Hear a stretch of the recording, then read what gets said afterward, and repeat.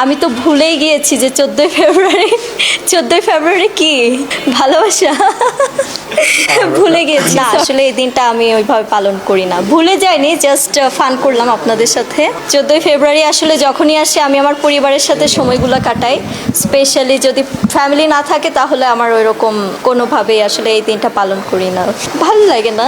বললাম তো, ফ্যামিলি যদি পাশে থাকে, ফ্যামিলির সাথে আব্বু আম্মুকে একটু গোলাপ ফুল দিলাম, তাদেরকে নিয়ে একটু কেক কাটলাম।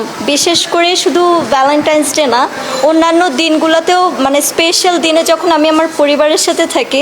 নানুর সবাই হাজি বংশের, আমার নানাকে দেখেছি মসজিদে আজান দিতে, উনি তো মারা গিয়েছেন, আমি যখন ক্লাস 6-এ পড়ি তখন তিনি মারা গিয়েছেন। সো তাহলে চিন্তা করেন।